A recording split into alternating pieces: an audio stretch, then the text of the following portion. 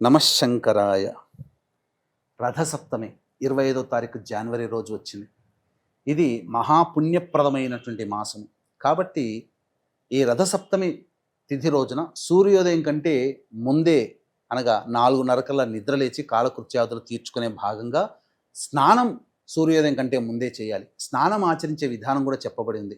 ముఖ్యంగా 3 జిల్లేడు ఆకులు కానీ లేదా ఈ చిక్కుడు ఆకులు కానీ తల మీద పెట్టుకోవడం, అలాగే కుడి భుజం మీద 2, ఎడమ భుజం మీద 2 ఈ జిల్లేడు ఆకులు కానీ చిక్కుడు ఆకులను పెట్టుకొని 7 రేగి పండ్లు ఈ యొక్క శిరస్సు మీద ఆ ఆకుల మీద పెట్టుకొని స్నానం ఆచరించాలి.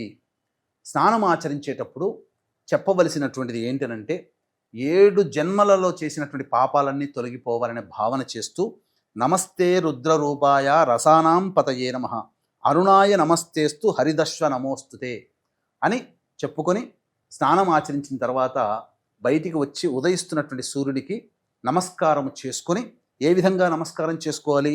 సప్త సప్తివహ ప్రీత సప్తలోక ప్రదీపన సప్తమీ సహితో దేవ గృహాణార్ఘ్యం దివాకర అని నమస్కారం చేసుకొని సూర్యునికి 6 సార్లు అర్ఘ్యం ఇచ్చిన తరువాత తదనంతరం విష్ణు అష్టోత్తరము సూర్య అష్టోత్తర పారాయణం చేసి అప్పుడు ఇంట్లో నైవేద్యముగా పెట్టినటువంటి బెల్లం పాయసాన్ని చిక్కుడు ఆకులలో పెట్టి ఒకసారి సూర్యుడికి నమస్కారంగా సూర్యుడికి చూపించి నమస్కారం చేసి అప్పుడు ఆ ప్రసాదాన్ని అందరూ కుటుంబ సభ్యులు భుజించాలి.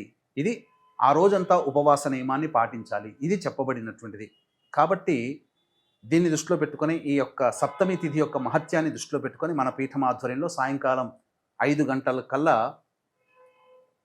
మీ జాతకరీత్యా కలుగు అన్ని రకాల సమస్యల నివారణకి ఈ దశమహావిద్య హోమాలలో భాగంగా ప్రత్యంగిర, బగలాముఖి, రాజశ్యామల, వారాహి, ధూమవతి హోమాలు, అలాగే మేష, మిథున, కర్కాటక, సింహ, కన్య, వృశ్చిక, ధనస్సు, కుంభ, మీన రాశిలో జన్మించిన వారికి శనిదోష నివారణార్థమై శనీశ్వర హోమాలు, మృత్యుంజయ, సుదర్శన హోమాలు జరిపించి శక్తిపాతము చేసినటువంటి కరుంగలి మాల ఇవ్వడం జరుగుతుంది.